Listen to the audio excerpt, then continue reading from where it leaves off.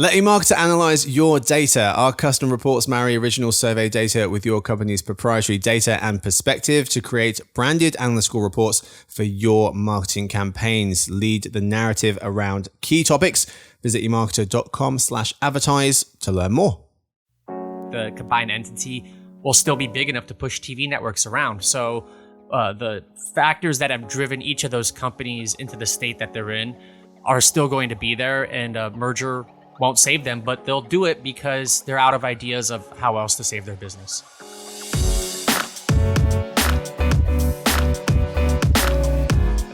Hey gang, it's Tuesday, September 24th. Max, Evelyn, Ross, and listeners, welcome to the Behind the Numbers Daily and eMarketer podcast. I am Marcus. I'm joined once again by all of the senior analysts on our digital advertising and media desk. We have with us, hanging out in Philly, it's Max Willens. Yo. Chillin' down in Virginia, it's Evelyn Mitchell-Wolf. Howdy. And keeping it real, just north of New York City, it's Ross Benish. Who else? Hi, Marcus. Good energy. Today we're talking predictions, but we start with the fact of the day. Jupiter is 2.5 times larger than all of the other planets in the solar system combined. Whoa. It's too big. I feel like Earth's big enough, you know? Like people like, come to Australia. I'm like, nah, I'm fine. For a number of reasons. Everything can kill you there. But also because it's 12 hours. I can't do a planet that's like, what's it like? You can fit like 1,000 Earths into Jupiter or something. That's too much. Well, if it's hard to go 10 seconds without talking, Marcus, I can't imagine 12 hours on a plane. Who said that? That was me, yeah, before the show. It's difficult being quiet, apparently. It also spins the fastest. Jupiter does? Meaning it has the shortest days at just 10 hours. 24 hours isn't enough. 10? I wonder if you have to sleep for 8 still. I mean, I imagine humans probably would have to sleep for 8 still. I would. It's all gas there. What are you going to do?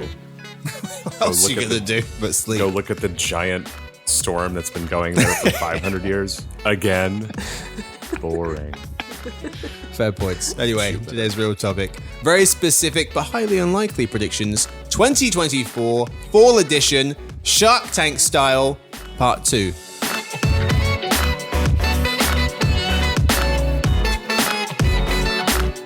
In today's episode, we'll cover 3 more very specific but highly unlikely predictions we expect to happen in the next 6 months or so. Check out yesterday's episode for the other 3 we already covered. So, how does today's episode work? Each person, Max first, gets 60 seconds to pitch a very specific but highly unlikely prediction for 2024. The rest of us, me, Evelyn, Ross, and folks listening, will then decide if we are going to, quote-unquote, invest or believe in his prediction. So on and so forth. Each guest gets 1 prediction for today. Let's do it.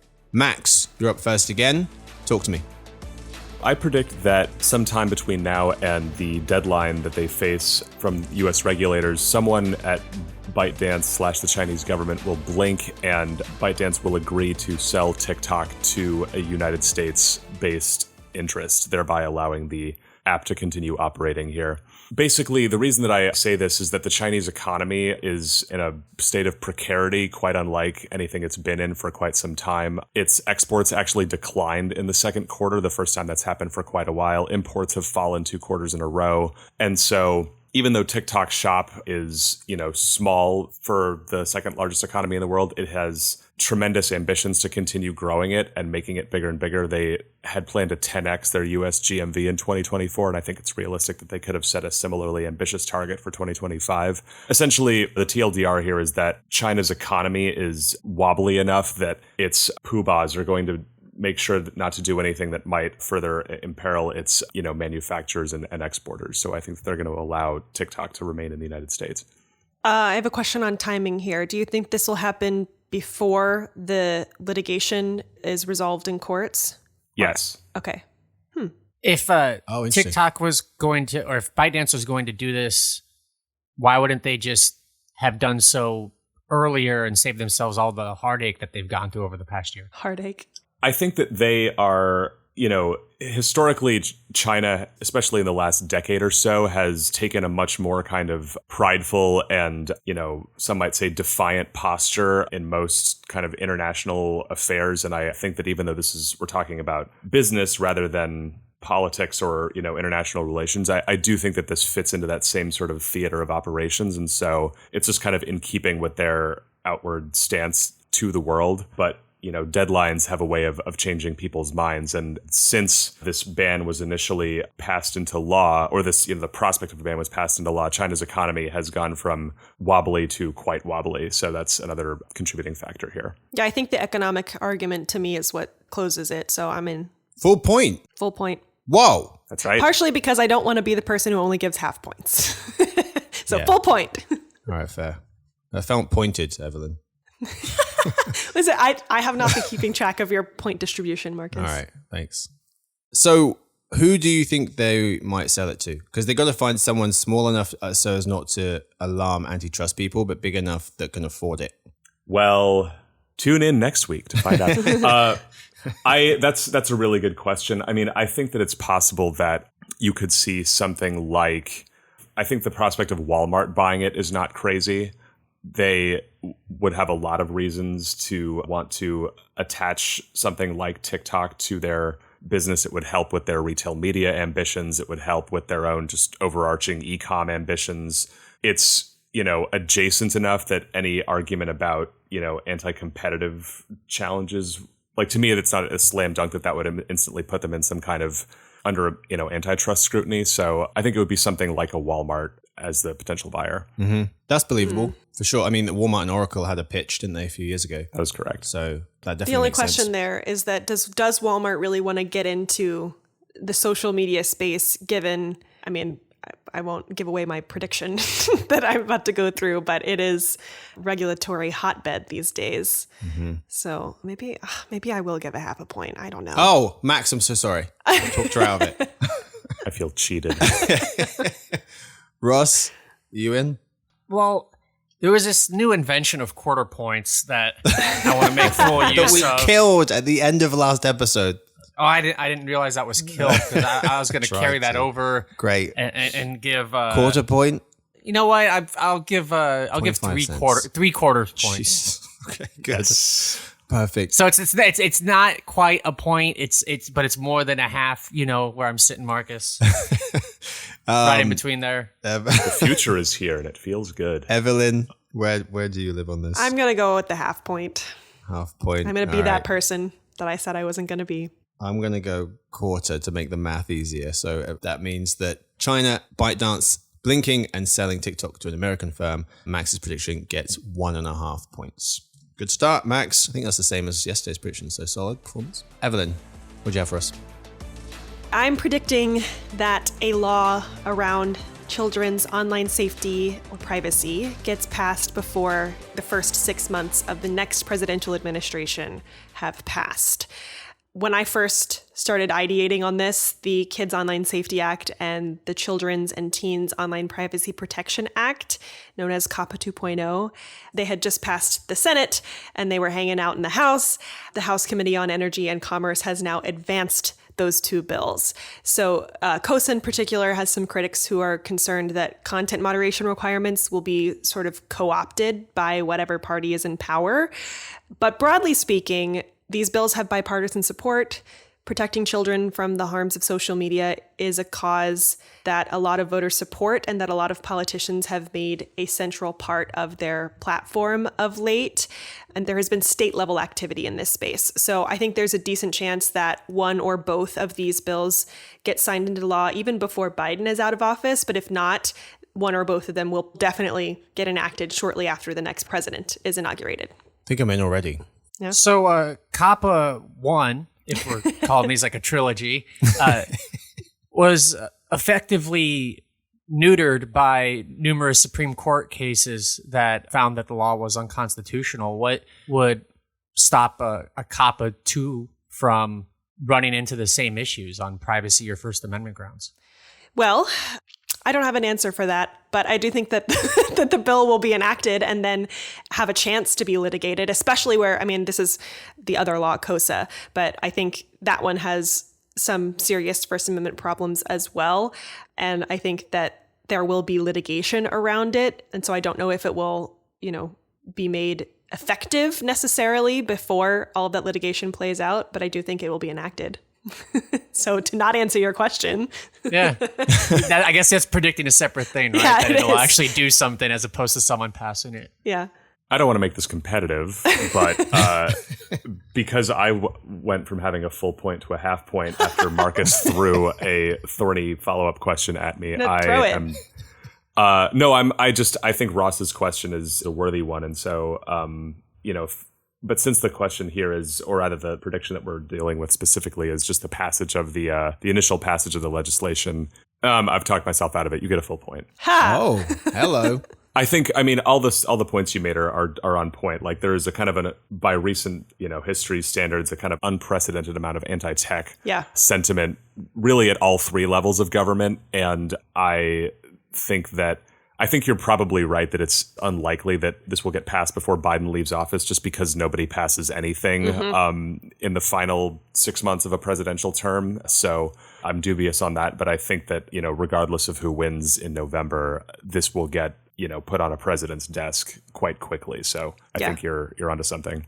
So we talked about this point I'm going to make on a previous show, but I think it is kind of relevant and kind of to what you guys are talking about here, which is that it does feel like the tide is turning. Are we talking about warning labels on social media getting a second wind? Because there was a coalition of 42 state and attorneys general who called for Congress to pass regulation requiring warning labels on social media platforms. And Surgeon General Dr. Vivek Murthy in June had said, they had made this suggestion then, and Emma Roth of The Verge was pointing out in the past year or so, lawmakers across the US have ramped up efforts to protect kids online, which pointing to the federal level, the two that you mentioned, Evelyn, COSA and COPA 2.0. And then on a local level, you've got states like New York, she says, banned addictive feeds for teens. Florida requiring parental consent for kids under 16 to sign up to social platforms from next year. Dozens of states suing Meta last year over claims Facebook and Instagram rolled out features to exploit and manipulate young people. And then also others like Utah filing a lawsuit against TikTok, alleging the platform's addictive nature has harmed kids. A lot of those have been blocked or pushed back in the courts, but there does seem like there's a growing kind of sentiment for demand for protection for kids online. So I am in. Max is in. Ross is out. Well, I'm going to give a half point because there is... I could see there is bipartisan sentiment against big tech. This seems like a sensible thing that someone will pass. I don't think it would actually do anything, fail to uphold anything. I think it would get struck down. But that wasn't the predictions. The reason I'm still only giving half, though, is because there's also the chance that just because one side pushes something, the other side will resist it. So Marco Rubio had a very sensible bill to end the switching of clocks at daylight savings time, and the House didn't vote on it. It's such a reactionary thing. So no matter which side holds power, there's a lot of petty one politics side comes out. here. Yeah, exactly. Yeah. If they can't agree to end daylight savings time, which I suspect probably 90% of the population would be for, why would they agree to do something like this? Yeah. All right, 2.5 points. Strong score, Evelyn, for your prediction that a law around children's online safety gets passed before the first 6 months of the next presidential administration are up. Ross closes us out with the last prediction of the day. Go. So I'm predicting that Dish and DirecTV will merge, but even though they will come together, it won't ultimately affect much of anything other than these two companies will continue to circle the drain. So there's been a lot of media mergers in the last 2 decades that have often touted synergy and that they're going to prop up failing businesses. And that just hasn't borne out. So Direct and Dish, even if they combine, they're still going to have a lot of debt. They're still going to have customers leaving at a rapid pace. And there is a chance that they'd have more clout with more subscribers to get favorable retransmission negotiations with TV networks. But Disney still had a big blackout with Spectrum TV, who was larger than Dish or DirecTV just a year ago. So given that cord cutting is going to continue to happen, their power is going to continue to decline. And I don't think the combined entity will still be big enough to push TV networks around. So the factors that have driven each of those companies into the state that they're in are still going to be there. And a merger won't save them, but they'll do it because they're out of ideas of how else to save their business. It's an expensive Hail Mary. Well, yeah. Well, what else was Viacom and CBS merging together, or AT&T and Warner Media? Those are all expensive Hail Marys. Yeah. So reports about this have come up very recently about Dish and DirecTV and discussions for a merger. Both satellite companies, and they're having a much, I was looking at our cable numbers, Ross was saying, as cutting the cable continues to become a thing and accelerate in some instances, is looking a lot bleaker for satellite. So cable, a lot of times people encompass everything within that in terms of pay TV, but when you break out pay TV into cable, satellite, telco, etc., satellite companies are having a much tougher go of it. Since 2010, the share of cable, just cable households, has been nearly cut in half, going from 50% to 27%.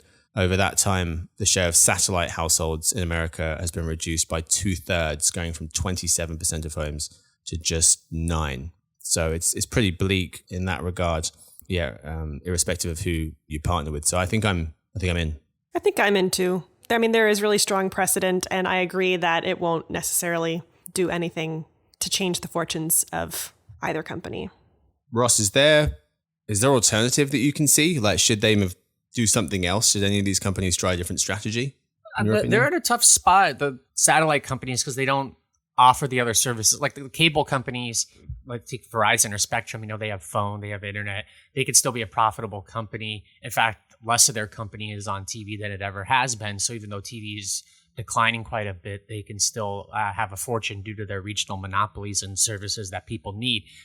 With satellite, if that's all you're offering, people are going to cut the cord. They don't need to have a relationship with you otherwise. So that's why they've deteriorated faster than cable companies. And I just don't think there are great alternatives, whether they stay alone or merge. You could dice up the leadership however you want. The forces that are driving them in this position aren't receding. So there's people smarter than me working on this. And if there was a great way out, they would have done it by now. And I just don't think there is. So they'll try an expensive Hail Mary. Sounds like a fait accompli. Max? Yeah, I think everything that Ross said is on point. I, had my little joke about it, the expensive Hail Mary, but to what Ross was just saying, it's not like I can come up with anything better. If they had been able to, I don't know enough about how satellite technology works, but if they were able to sort of do a version of what, Comcast has done and spin up something like a remnant Spectrum wireless offering or something, would be great. But there's no way to easily diversify or grow ARPU from their dwindling customer base. And at this point, you just hope that bulking up will, provide momentary relief from what they're facing at the moment. So I'm in. And, they have invested in digital alternatives like Sling TV and DirecTV's changed their name a lot. I believe it's called DirecTV Stream right now. But even those services haven't been the leaders in their category. Hulu with Live TV and YouTube TV have a lot more subscribers. So, even if you go to what would be the closest related product that they could invest in, that they're still not leaders in that category. Mm-hmm. All right. That gives Ross full 3 points. A grand slam, if you will. Nice. That's 4 Barry runs, Bonds. so that's not the best analogy I've ever had, but a hat trick perhaps is more appropriate. Well, 3-pointer, right? You're a basketball guy. Oh, yeah. 3. Why? That was such a layup, right Johnson. there. What? My God. Ross Benish from way downtown for 3. All right. That's all we've got time for today's episode. How do we do? Max said China and ByteDance will blink and sell TikTok to an American firm. 1.5 points. Evelyn got 2.5 points for saying that a law around children's online safety gets passed at some point soon, the next 6 months or so. And then Ross said Dish and DirecTV will merge, but the merger won't help them at all. That got the full 3. That's all we've got time for today's episode. Thank you to my guests. Thank you to Max. Always a pleasure, Marcus. Thank you. Thank you, Evelyn. Thank you, Marcus, and thanks everyone for listening. Thank you to Ross. Thanks, Marcus. And thanks to Victoria, who edits the show. Stuart runs the team. Sophie does our social media. And thanks to everyone for listening in to the Behind the Numbers Daily and eMarketer podcast. We hope to see you tomorrow, where you can hang out with Sarah Lebo, host of the Reimagining Retail Show, where she'll be covering the September most interesting retailers of the month rankings, speaking to Ariel Fager, Rachel Wolf, and Zach Stamble.